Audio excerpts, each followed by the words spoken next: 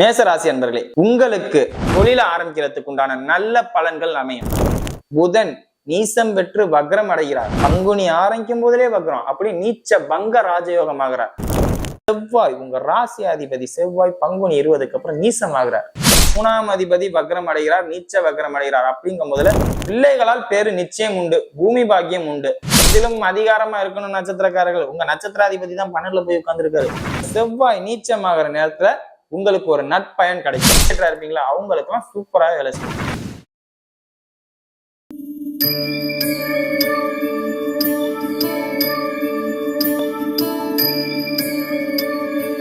அன்புள்ளம் கொண்ட அம்மன் ஆன்மீக நேயர்களே, வணக்கம். நான் உங்கள் அறிமுக ஜோதிடர் வெங்கடேஸ்வரன். இப்ப நம்ம எதை பத்தி பார்க்க போறோம்னா, பங்குனி மாத பலன்களை பத்தி பார்க்க போறோம். காலபுருஷ தத்துவப்படி 12வது ராசியான மீன ராசியில சூரியன் சஞ்சரிக்கும் போது 12 ராசிகளுக்கும் ஒவ்வொரு விதமான பலன்கள் நடக்கும். அந்த ஒவ்வொரு விதமான பலன்கள் என்ன அப்படிங்கறத பத்தி விரிவா பேசுறதுதான் இந்த வீடியோ. இது மட்டும் இல்லாம இந்த பங்குனி மாசத்துல எந்தெந்த கிரகங்கள் பெயர்ச்சி ஆகுது, எந்தெந்த கிரகங்கள் வக்ர நிவர்த்தி ஆகுது அப்படிங்கிறத பத்தி பார்ப்போம். புதன் பகவான் பங்குனி 1ஆம் தேதியை நீசம் பெற்ற நிலையில இருந்தாலும் வக்ரகதி அடைகிறார். இந்த வக்ரகதியானது பங்குனி 24ஆம் தேதிக்கு பின் வக்ர நிவர்த்தி அடைகிறார். அதே மாதிரி ஏற்கனவே சுக்கிரன் உச்ச நிலையில வக்ரம் பெற்றுதான் மீனராசியில இருக்கார். இந்த உச்ச சுக்கிரன் வக்ரமானது பங்குனி மாதம் 30ஆம் தேதிக்கு பின் வக்ர நிவர்த்தி அடைகிறார். அந்த வக்ர நிவர்த்தி அடைஞ்ச பின் என்ன நடக்கும், அதுவும் பங்குனி முடியுங்கும் போதுல அதை பத்தி நம்ம பேசியும் பிரயோஜனம் இல்லை. வக்ரத்தை பத்தி மட்டுமே நம்ம பேசினா போதும். அதே மாதிரி செவ்வாய் பகவான் பங்குனி மாதம் 20ஆம் தேதிக்கு பின் பங்குனி 20க்கு பின் கடக ராசியில் சஞ்சரிக்கிறார். அதாவது நீசம் அடைகிறார். இந்த நீசத்தால எந்த மாதிரியான விளைவுகள் நடக்கும், அதே மாதிரி உங்க எல்லாருக்குமே தெரிஞ்ச பெயர்ச்சியான சனி பெயர்ச்சியும் இந்த பங்குனி மாதம் 14ஆம் தேதி சாயங்கால நேரத்துல நடக்குது. அதனால உள்ள மாற்றங்களை ஏற்கனவே பேசிட்டோம். இதோட சூரியனும் அந்த மீனராசியில் பயணிக்கும் போதுல 5 கிரக கூட்டணி எந்த மாதிரியான வேலைகளை நமக்கு செய்ய போகுது அப்படிங்கிறத வாங்க இந்த வீடியோல பார்ப்போம். மேசராசி அன்பர்களே, இந்த பங்குனி மாதமானது உங்க ராசிக்கு 5ஆம் அதிபதியான சூரியன் ராசிக்கு 12ஆம் இடத்துல இருந்து சஞ்சரிக்கும் போதுல எந்த மாதிரியான மாற்றங்களை உங்களுக்கு தரப்போகுது அப்படிங்கிறத பத்தி பாக்குறது தான். அதுவும் இல்லாம இந்த 15ஆம் தேதிக்கு அப்புறம் பங்குனி 15க்கு பின் 7ரையும் நடக்குது. அந்த வீடியோவை சனிப்பெயர்ச்சி பலன்கள்ல போய் பார்த்து தெரிஞ்சுக்கங்க. இப்ப இந்த சூரிய பகவான் உள்ள வரனால என்ன மாற்றம் நடக்க போகுதுன்னா, உங்களுக்கு மாசம் ஆரம்பிக்கும் போதுல ஒரு உபதேசம் கிடைக்கும், ஒரு வழிகாட்டுதல் கிடைப்பாங்க. ஒரு வழிகாட்டியால ஒரு நல்ல இந்த மாதிரி வாழ்க்கையை வாழணும், தொழில ஆரம்பிக்கிறதுக்கு உண்டான நல்ல பலன்கள் அமையும். சனிப்பெயர்ச்சியில கெடுதல்களை பத்தி பேசினாலும் இந்த பங்குனி மாத பலனானது உங்களுக்கு எப்படின்னா, உங்களுக்கு ஒரு நல்ல வழிகாட்டியின் துணை கிடைக்கும். உங்களுக்கு வழிகாட்டுறதுக்கு ஒரு நபர் வந்து நின்று இந்த தொழிலை செய், அதை இப்படி செய் அப்படின்னு சொல்லுவாங்க. இது மட்டும் இல்லாம இந்த தொழிலையே இங்க நீ செய்யறதோட வெளிநாட்டுல போய் செஞ்சா உன் வாழ்க்கை நல்லா இருக்கும், இல்ல வெளியூர்ல போய் செஞ்சா, வெளிநாடுங்கிறத வெளிநாடுன்னு நினைக்க வேண்டாம், வெளியூரையும் கற்பனை பண்ணிக்கோங்க, வெளியூர்ல போய் செய்யுங்க, உங்களோட லைஃப் நல்லா இருக்கும் அப்படிங்கிறத பத்தி பேசுவாங்க. இதனால ஏற்படக்கூடிய பிரச்சனைகளும் எந்த மாதிரியான சூழ்நிலை மாறுங்கிறத பத்தி தான் இந்த மாசம் பூரா நீங்க யோசிப்பீங்க. சோ ஃபுல் அண்ட் ஃபுல் இந்த மாசம் உங்களுக்கு தொழிலை கத்துக்கிறதுக்குள்ள மாசம். சோ ஆல்ரெடி தொழில் பண்ணவங்களை பத்தி இந்த வீடியோல பேசல. ஃபர்ஸ்ட் தொழிலை முதன் ஆரம்பிக்கிறீங்க பாத்தீங்களா, உங்களை பத்தி தான் இந்த வீடியோல பேசணும். தொழிலை ஆரம்பிப்பதற்கு ஒரு அற்புதமான காலகட்டமே உங்களுக்கு பங்குனி மாதம் தான். மேச ராசினரை பொறுத்தவரையும் இந்த பங்குனி மாசத்துல தொழிலை எப்படி ஆரம்பிக்கணும், எந்த மாதிரி செய்யணும், கடன் சார்ந்த அமைப்புகள்ல எப்படி சமாளிக்கணும். எல்லாருமே முதல் போட்டு பண்ண மாட்டோம்ல, ஒரு சிலர் கடன் வாங்கி தொழில ஆரம்பிப்போம். அப்படி கடனை வாங்கி தொழில ஆரம்பிக்கும் போது அதை எப்படி சமாளிக்கிறதுங்கிறதெல்லாம் இந்த வாட்டி நீங்க செயல்படணும். அதே மாதிரி புதன் நீசம் பெற்று வக்ரம் அடைகிறார். பங்குனி ஆரம்பிக்கும் போதிலே வக்ரம், அப்படி நீச்ச பங்க ராஜயோகம் ஆகிறார். அப்ப நீச்ச பங்க ராஜயோகம் முதல்ல ஒரு கடன்காரன் அப்படிங்கிற ஒரு பேரு, கடன்காரங்கிறது ஒரு கெட்ட பேர் தான், அதை நம்ம ஏத்துக்கணும். அந்த கெட்ட பேரால ஒரு உயர்வு தரும். கடனை வாங்கி தொழில அமைச்சுக்கிட்டான், கடனை வாங்கி திருமணம் சார்ந்த அமைப்புகளை அமைச்சுக்கிட்டான், கடனை வாங்கி ஒரு வீடு கட்டிட்டான். ஸோ ஒரு நெகட்டிவான பேரை முன்னிறுத்தி ஒரு பாசிட்டிவான பேர் உங்களுக்கு கிடைக்கும். அதுக்கு பேர் தான் நீச்சபங்க ராஜயோகம். அது இந்த நேரத்துல உங்களுக்கு தெளிவா வேலை செய்யும். அதே மாதிரி உங்களுக்கு எப்ப மைனஸ் ஆரம்பிக்கும் தெரியுமா, செவ்வாய் உங்க ராசி அதிபதி செவ்வாய் பங்குனி 20க்கு அப்புறம் நீசம் ஆகுறார். ரொம்ப தப்பு அது. சோ இவ்வளவு பிளஸ்ஸா மாசம் ஆரம்பிக்கும் போது கடன்னு வளர்ந்துருவீங்க. உங்களை யாராலையும் பிடிக்க முடியாது. மாச கடைசியில தான் உங்களுக்கு பிரச்சனை. சோ மாச கடைசியில வண்டி வாகனமா இருக்கட்டும், தொழில் சார்ந்த அமைப்புகளா இருக்கட்டும், எல்லாத்தையும் கவனமா இருங்க. இது ஆரம்ப நிலையில இருக்கவங்களுக்கு. நான் ஏற்கனவே தொழில் சார்ந்த அமைப்புல பெரிய லெவல்ல இருக்கேன்ப்பா, நான் தொழில் இப்ப இல்ல மிடில் கிளாஸ்ல நான் தொழில நல்லபடியா டெவலப் பண்ணிட்டு இருக்கேன், எனக்கு எந்த மாதிரி அமைப்பு வரும்னு கேக்குறீங்களா? செவ்வாய் நீச்சமானதுக்கு அப்புறம், அதாவது பங்குனி 20க்கு பின் கடன் சார்ந்த அமைப்புகள்ல உங்களுக்கு ஒரு பாதிப்பு நிகழும். கடன் சார்ந்த அமைப்புகள்ல பாதிப்பு. சோ யார்கிட்டயாவது கடன் வாங்கியிருந்தீங்கன்னா அதை எப்படி ஃபைசல் பண்ணணுமோ இல்ல செட்டில் பண்ணணுமோ அதுக்கு ஏத்தாப்புல உங்களுக்கு எது சூழ்நிலையோ அதை பார்த்து கரெக்டா செட்டில் பண்ணிருங்க.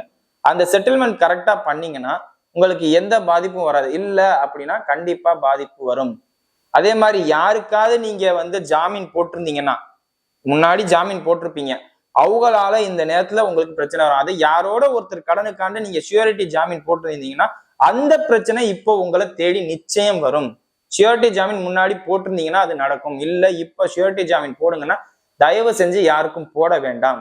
நண்பர்கள் முக்கியம்தான், ஆனா அவங்களோட பிரச்சனைக்கு நம்ம ஷூரிட்டி ஜாமீன் போட்டு மாட்டிக்க கூடாதுங்கிறது நம்ம கவனமா பார்த்துக்கணும். 3ஆம் அதிபதி வக்ரம் அடைகிறார், நீச்ச வக்ரம் அடைகிறார். அப்படிங்கும் போதுல ஒரு தகவல் தொடர்பாலையோ போன்ல பேசிட்டு இருக்கும் போது அந்த போன் ரெக்கார்ட் பண்ணி உங்களை லாக் பண்ணுவாங்க. அதாவது போன் பேசிக்கிட்டு இருப்பீங்க, அந்த போன்ல ரெக்கார்ட் உங்களுக்கே தெரியாம ரெக்கார்ட் பண்ணி அந்த ஒரு எவிடன்ஸ் வச்சு உங்களை பிரச்சனை பண்ணுவாங்க, பிளாக்மெயில் பண்ணுவாங்க. அதே மாதிரி இடம் சார்ந்த அமைப்புலையும் டாக்குமெண்ட் சார்ந்த அமைப்புகளையும் உங்களுக்கு பிரச்சனை கொடுப்பாங்க.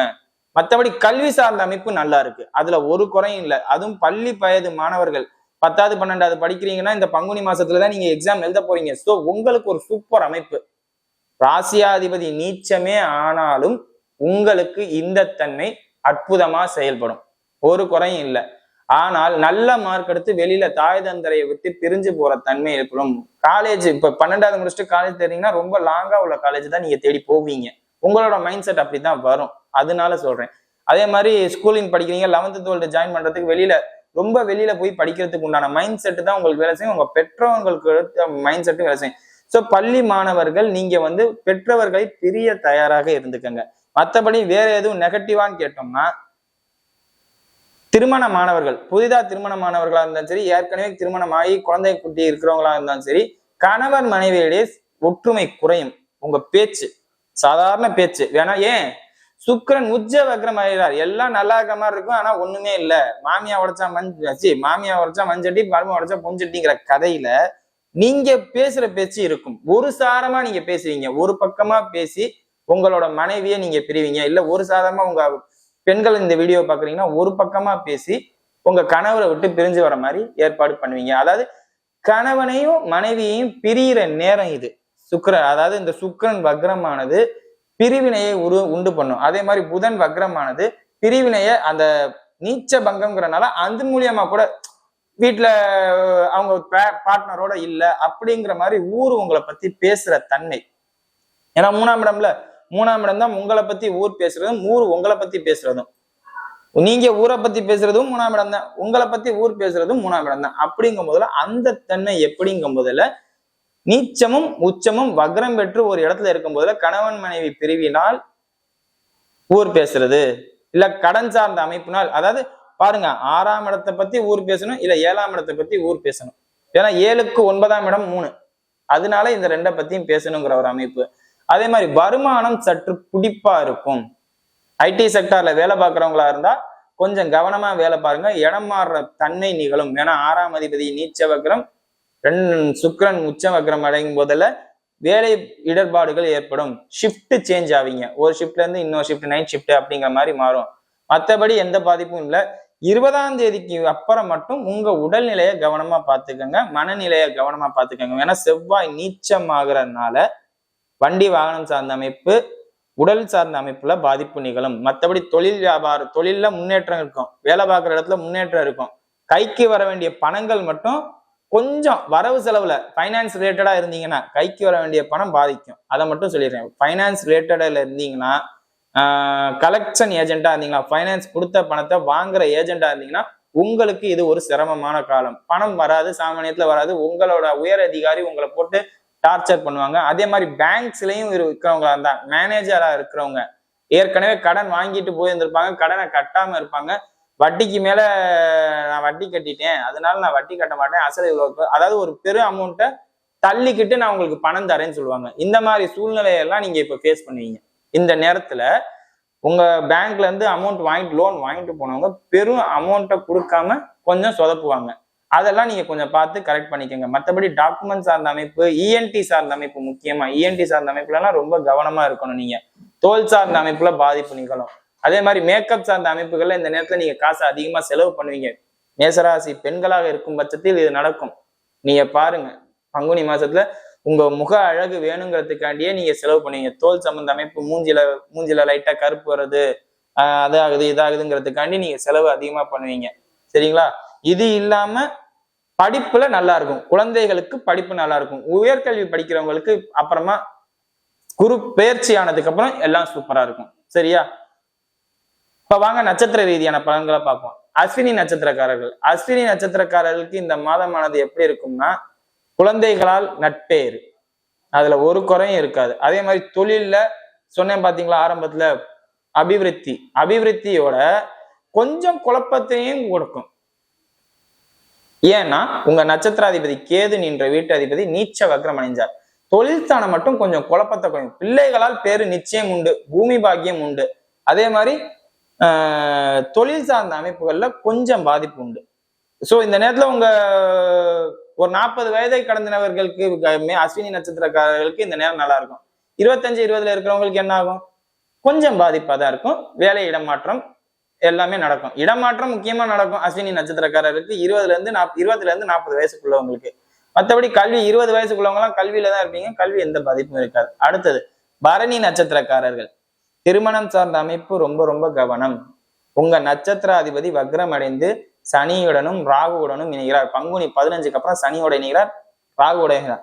சோ இந்த நேரத்துல உங்களுக்கு ஒரு எக்ஸ்ட்ரா அஃபேர்ஸ் உருவாகிறதுக்கு வாய்ப்பு அதிகம். கவனமா இருக்கணும். உங்கள் மனைவியை விட்டு பிரியும் சூழ்நிலை நிறையும். பரணி நட்சத்திரக்காரர்கள் ரொம்ப கவனமா பார்க்கணும். நீங்க ரொம்ப கேர்லெஸ்ஸா இருந்தீங்கன்னா பல சிக்கல்களை உருவாக்கிரும். அதாவது உங்க மனைவியை விட்டு பிரியணும். அது அவங்க கன்சீவாயும் பிரியலாம், இல்ல வேற ஒரு காரணத்தினாலும் பிரியலாம். அதெல்லாம் நீங்க எச்சரிக்கையாகவும் கவனமாகவும் பார்த்துக்கங்க. அடுத்தது கார்த்திகை நட்சத்திரக்காரர்கள். எதிலும் அதிகாரமா இருக்கணும் நட்சத்திரக்காரர்கள். உங்க நட்சத்திராதிபதி தான் 12ல போய் உட்கார்ந்துருக்காரு. சோ இந்த நேரத்துல கொஞ்சம் அமைதியா விட்டு கொடுத்து போறது நல்லது. எதுலையும் நானும் முக்கியத்துவமும் நான் தான் அப்படிங்கிற மாதிரி பேசுறத தவிர்த்துக்கிட்டு அமைதியாவும் அன்பாவும் இருக்க கத்துக்கங்க. ரொம்ப அதிகாரம் பண்ணீங்கன்னா என்ன நடக்கும்? ஒண்ணும் நடக்காது. உங்களுக்கு பிரச்சனை வரும், அதை சால்வ் பண்ணிடுவீங்க. அதுலலாம் ஒரு பாதிப்பு இருக்காது. மாச கடைசியில அதை செவ்வாய் நீச்சமாகிற நேரத்துல உங்களுக்கு ஒரு நற்பயன் கிடைக்கும். அதாவது நற்பயன் கிடைக்கும்னா, நீங்க சொன்ன வார்த்தையை காப்பாத்துனீங்க, எல்லாத்துலயும் ஜெயிச்சவங்க அப்படிங்கிற பேர் எடுப்பீங்க. மாச கடைசியில தான் அது நடக்கும். அதுக்கு முன்னாடி பங்குனி 20 அந்த செவ்வாய் நீச்சமாகிற வரையும் நடக்காது. செவ்வாய் நீச்சமானா எல்லாருக்கும் பாதிப்பு. என்னன்னு சொல்ல போனா, மேசராசியிலே செவ்வாய் நீச்சம் ஆகக்கூடாது. ஆனா அந்த செவ்வாய் நீச்சம் ஆகும் போதுதான் கார்த்திகை நட்சத்திரக்காரர்கள் பிளஸ்தா மாறப்போகுது.